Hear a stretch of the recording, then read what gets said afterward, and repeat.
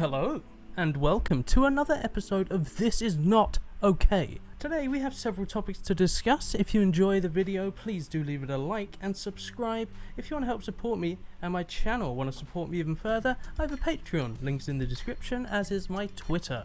So, what do you do when you recognize that one of your friends won't be alive much longer unless there is something you can do about it? We're going to be talking about Jaclyn Glenn's contradicting opinions on the whole situation with Eugenia Cooney in reference to the documentary Shane Dawson created. The problem is knowing how to deal with someone that has an ED. It's an incredibly challenging situation, and this situation only becomes so much harder to deal with when the person in question is a huge YouTuber with a massive audience. Because this person is in the spotlight, it makes everything you do to try and help this person also put into the spotlight. And I think this is what Jaclyn Glenn had issues dealing with. It's similar to someone with a drug addiction. How are you supposed to deal with it in the right way? What is the right way of dealing with it? No one really knows. Everyone responds to situations in really different ways. The thing that Jaclyn Glenn is trying to get across in her recent videos is that there is a lot more to this situation with Eugenia Cooney than is apparent, especially within Shane Dawson's documentary. She seems to think that Shane Dawson and Eugenia Cooney glossed over a lot of important details. In reference to what I was saying a moment ago, Jaclyn Glenn feels like she has been portrayed as a bully because of the way that she tried to handle the situation. But, you know, the real essence of dealing with a situation like this, or dealing with someone with a drug addiction, is that they will not get help unless they truly desire it within themselves. You cannot force someone to get help. Yeah, okay, you can put a drug addict into rehab, but unless they truly want to get the help, they will come out of the rehab and continue using. It's about getting to the root of the problem, but you can't. It's such a complex issue, and you have people like Anision that seems to think it is so much more simple than it is. Anision is the type of person that seems to think that, oh, she's got help now, all sorted, all done. She will never have a problem with an ED again, which is absolutely not the case, as we know. So, in this video, Jaclyn Glenn explains why she got labelled as a bully by Eugenia Cooney. It seems that Jaclyn Glenn was doing everything she possibly could to try and get help for Eugenia, including calling the police, but you know, the police can't restrain someone and take them away. They're not mental health professionals. So Jaclyn Glenn went to mental health professionals, but they don't have the rights to take someone away. So Jaclyn Glenn, as much as it hurt her, decided that she was going to have to lie to Eugenia Cooney to get her to come out of the house. Apparently she just wouldn't go out with them, so she ended up having to say that they were going to go to an escape room, you know, one of these things. You know what they are. So they had the whole event planned, and it's like, just me thinking about this right now, it's kind of heartbreaking having to do this to a friend. She was apparently excited, looking forward to going out. So they got her out, they spoke to her. Eugenia Cooney said she kind of admitted that there might be an issue and that she might go and see a doctor. Obviously, this still isn't getting to fixing the problem. But again, like, I can't stress how much the person themselves needs to understand that they need to get help. Otherwise, they're just not going to do it. Their heart's not going to be in it. So they decided to carry out an intervention. In this intervention, they brought the PET, which are like mental health people. Apparently, they interviewed her. They were incredibly concerned about her. So they decided that she was going to have to be taken away, and it was mandatory, and that there was nothing she could do about it.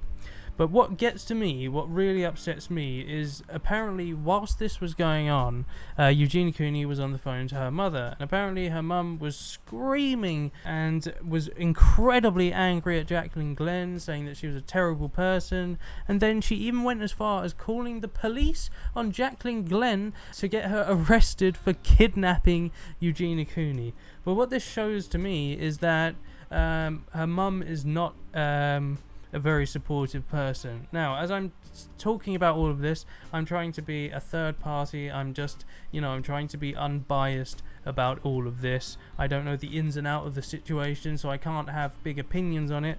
The only opinions I'm sharing at the minute is that it's just a difficult situation to deal with. There's no right or wrong way of doing it, and it really upsets me when your mum, the person that is supposed to be the most supportive person in your life, isn't helping. And Jaclyn went on to explain that she's a fairly manipulative person, going on to explain that she probably recognized that Shane Dawson has a massive influence and that this kind of a documentary could be beneficial for her. But it's just horrible. This is the person that should be doing everything in their power to get you help. But, again, I don't know her mum, so I can't, all I'm going on is what I've seen in this video that Jaclyn Glenn has made. Now, she has made a response to that, which we will have a look at now. So, in Jaclyn Glenn's latest video, she basically goes on to explain why she did the things that she did. And, again, it's a lot of talk about what the right thing to do in this situation is, because I've said this a few times now, but there is no right or wrong way to deal with this situation.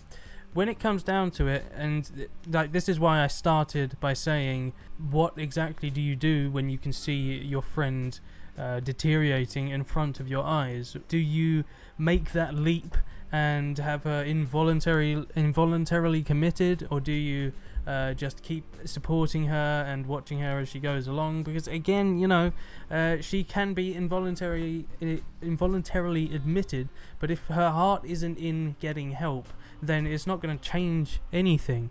So it's such a goddamn insanely difficult thing to have to deal with. But I want people to go easy on Jaclyn Glenn, because she's been getting a fair amount of hate from the videos she's made.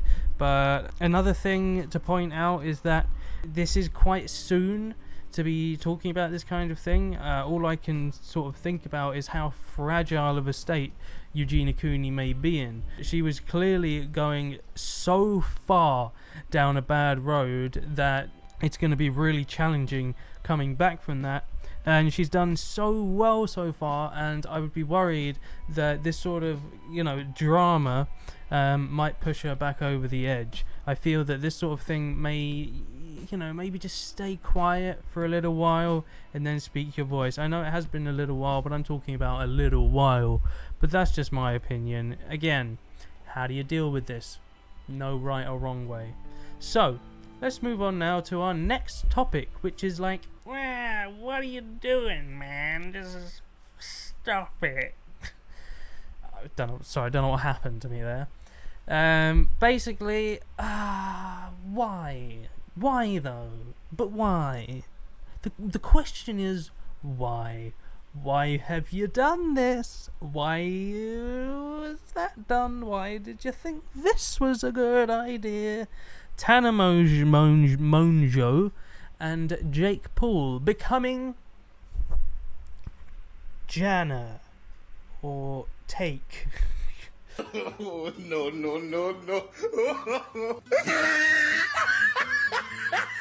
I seem to have been hiding under a rock or something, which I have been recently. Well, I say recently, it's been like the past 5 years I've been hiding under a rock in my room, not talking to anyone.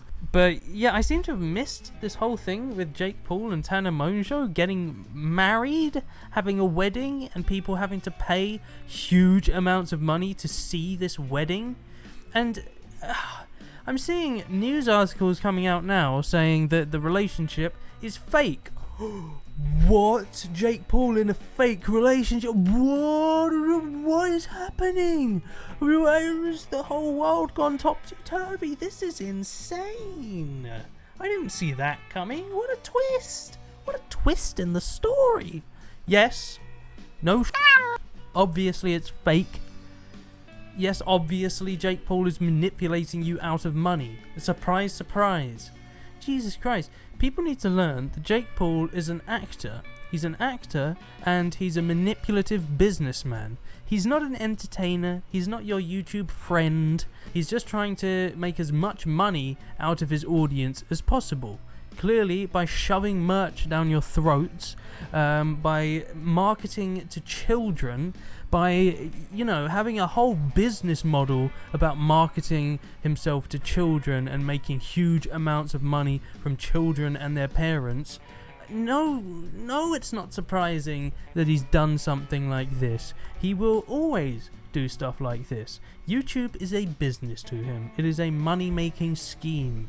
It's, it's not his passion. He's just a rich idiot. And I think that should be so obvious by now.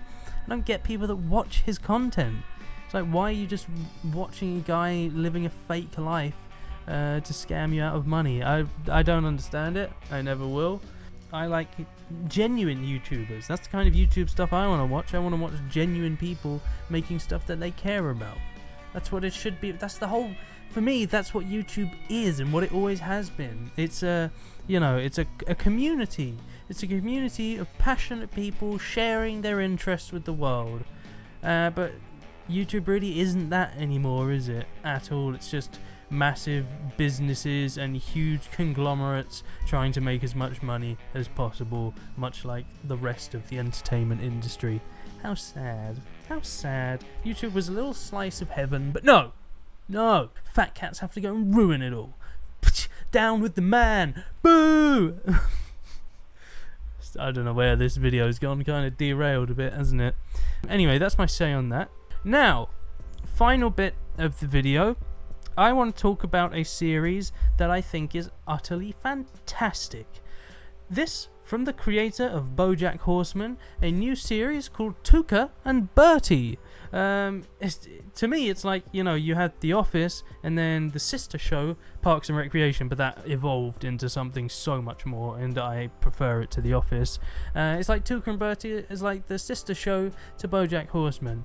I think Tuca and Bertie is, what I love about a show or a movie is whether it uses the medium of film to create something visually fantastic, and that's what Tuca and Bertie is. It's one of the most visually creative shows I've ever seen. It is so goddamn clever and well done. The visual gags are plentiful. It is so creative. I just cannot, this goes into the music as well. A lot of the music is created from samples of what's happening on screen to match what's going on. It's so good. I just cannot recommend it enough. I really think you should check it out. Obviously, from the creator of BoJack Horseman, it does delve into some more serious topics, goes into some, more philosophical ideas, morals, ethics, that kind of thing. But if you want a show like BoJack Horseman that's a bit more upbeat, it's very lively, it's very colourful, it's fun, then Tuca and Bertie is the one for you. You will really enjoy it. And I'm going to give Tuca and Bertie, honest to God, I'm going to give it a 9 out of 10, mainly for the visual style. It's so good. Okay, that's gonna be the end of the video, guys. So I hope you've enjoyed. Thank you so much for joining. I know I've been uploading more frequently at the minute. I'm really trying to get my life back together. It's just a total mess and it's frustrating, and I just want to stay on a good level, but that doesn't happen, does it? I'm more low than I am high. I want to change that. Anyway, thank you so much, guys. Patreon and Twitter down in the description. I'll see you in the next one. Bye bye.